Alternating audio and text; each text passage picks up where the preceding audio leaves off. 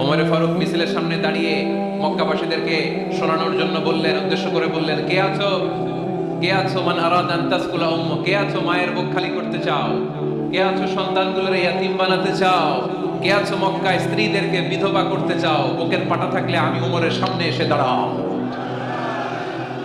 কেউ সামনে আসতে পারে নাই। ওমরে ফারুক স্লোগান তুললেন, আল্লাহু আকবার, আল্লাহু আকবার, আল্লাহু আকবার। আল্লাহু আকবার স্লোগান আর কেউ শোনে নাই। ওমরে ফারুক বললেন, কে আছো মায়ের বুক খালি করতে চাও, কে আছো সন্তানগুলোর ইয়াতীম বানাতে চাও, কে আছো স্ত্রীকে বিধবা বানাতে চাও, ফালিয়া সুদ্দানি, বুকের পাটা থাকলে সামনে এসে ঠেকাও। এই আল্লাহু আকবার স্লোগান শুরু করলেন। ওমরে ফারুক বললেন, কাবা ঘর যে ধরবো, কাবা ঘর ধরার আগ পর্যন্ত কেউ ওমরের মিছিল থামাতে পারবে। হঠাৎ মিছিল শুনে আবু জাহেল বের হয়ে এলো, উতবা, শাইবা, ওয়ালিদ ইবনে মুগীরা, সব নেতা খেতারা বের হয়ে আসলো। এসেই দেখে মিছিলের সামনে ওমর। মিছিলের সামনে কে? ওমরে ফারুককে দেখে সবগুলা দিছে দৌড়। মিছিল কেউ ঠেকাইতে পারে নাই। কাবার গিলাফ পর্যন্ত এই মিছিল চলেছে, চিল্লায় বলো আল্লাহু আকবার। ওমরে ফারুক এমন নেতা ছিলেন, শুধু আবু জাহেলই না, মুনাফিকরা ওমরে ফারুককে দেখলে ভয় পেত। এমনকি শয়তান, ইবলিস শয়তান ওমরে ফারুককে দেখলে আরেক রাস্তা দিয়ে হাঁটতো।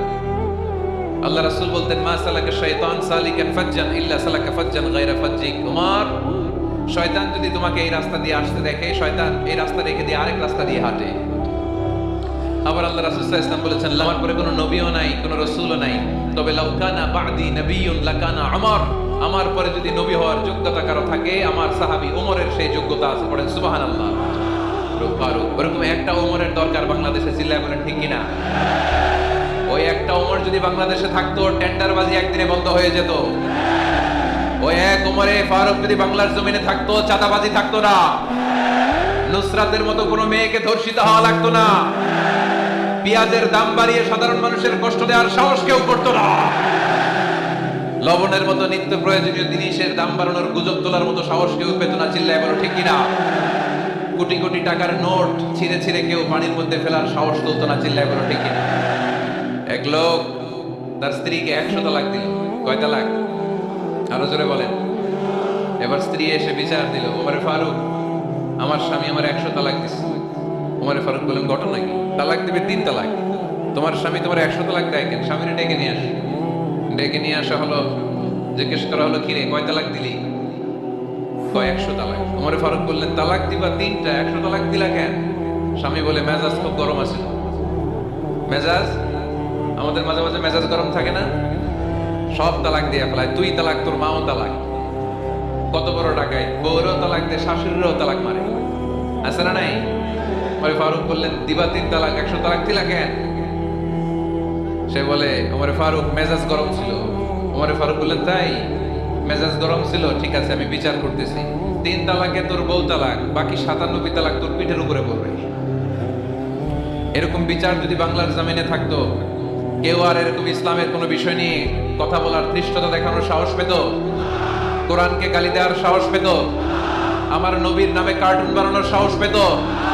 আমার নবীকে নিয়ে ফিল্ম বানানোর সাহস পেত? বিশ্ব নবীকে গালি দেওয়ার সাহস পেত? ইসলাম নিয়ে কটু কথা বলার সাহস পেত? আমরা সব বিষয়ে কথা শুনতে রাজি। আমার নবীরে গালি দিলে খবর আছে না নাই? আমার নবীর দিকে যদি কেউ বা হাত তুলে তাকায়, ওই বা হাত কেমন করে ভেঙে দিতে হয় সেটাও আমরা জানি। চিল্লায় বলো ঠিক কিনা? ইসলামের বিরুদ্ধে যদি কথা বলে, ওইটা আমরা সহ্য করি না। চিল্লায় বলেন ঠিক কিনা? আমার নবীরে গালি দিলে, আমার কোরআনকে গালি দিলে, আমার আল্লাহরে গালি দিলে, আমার ইসলামকে গালি দিলে আমাদের কলিজায় আগুন ধরে কি ধরে না? নবীকে গালি দিলে কলিজায় আগুন লাগে, কোরআনকে গালি দিলে কলিজায় আগুন লাগে। কার কার কলিজায় আগুন লাগে? হাত তুলে আল্লাহর দেখা।